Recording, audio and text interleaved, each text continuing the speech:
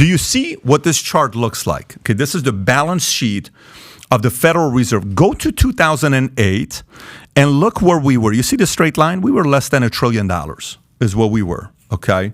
When we're just printing money, the balance sheet. What did they do in 2008, like 2009? Boom, we go to $2 trillion. You see 2 million here on the side, it's because you got to add another million to it, but total assets is in trillions. So we went from less than $1 trillion to 2 trillion. And then in 2013, we went from 2.5, 3 trillion to 4 trillion. And then we stayed at around 4 trillion. And then we did a little bit of quantitative tightening. And then you have a little bit, we didn't do quantitative tightening. That number that was rolling was still around $4 trillion. And then COVID hits. And where do we go from 4 trillion? We go from less than 4 trillion to 5 trillion to 6 trillion to 7 trillion to 8 trillion. To now 9 trillion. Look at the spike. You tell me how much this spike matches this spike. This was a small spike and then gradual. This is a sudden spike because we've been printing money. And now the government says, wait a minute, we gave the economy too much money.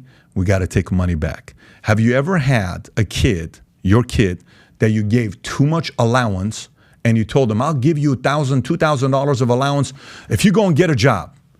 And you realize you made a mistake of giving the allowance prior to the kid getting a job. So you wait a month, he's not even applying for any jobs. You wait 2 months, he keeps telling you he's applying, he ain't applying.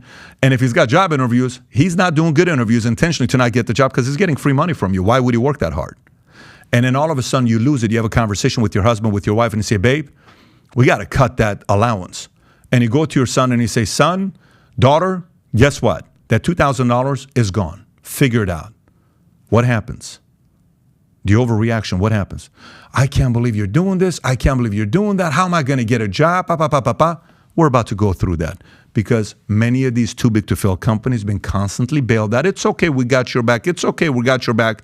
And if they stop doing that, there's going to be some problems. You see, today on the podcast, we talked about 4 things that makes capitalism work. And here's what it is.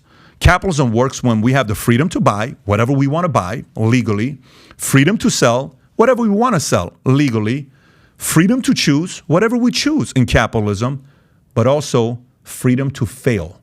One more time, freedom to buy, freedom to try, freedom to buy, freedom to sell, freedom to try, freedom to fail.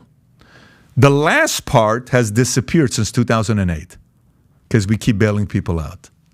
If they're going this direction, if they actually stick to it, what they're trying to say is, we're going to allow some of these guys to fail. Let's see if they're going to stick to that or not. Okay, we're going to allow some of these bigger guys to fail. And by the way, no one ever thought Lehman Brothers was going to go out of business. No one ever thought Merrill Lynch was going to almost go bankrupt until Bank of America came and bailed them out. No one ever thought WAMU was going away. People thought WAMU was going to beat B of A and Wells Fargo. Chase bought them for $1.9 billion. Nobody thought New Century was going out of business. You know how many Countrywide? Do you remember Countrywide? No one thought these guys, would you keep Countrywide? They're not going anywhere. What happened to them?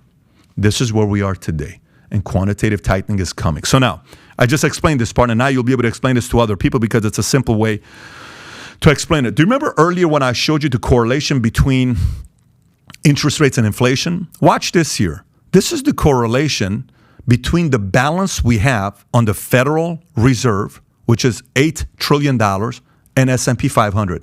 Isn't it interesting that they're pretty much picture perfect the same thing? How weird is it? So you put the money into the market and the market goes up, So if they take money out of the market, what happens to the market? Market's going to go down. That's how the money works. If this correlates and they do quantitative tightening, market's going to go down. So if you like this clip and you want to watch another one, click right here. And if you want to watch the entire podcast, click right here.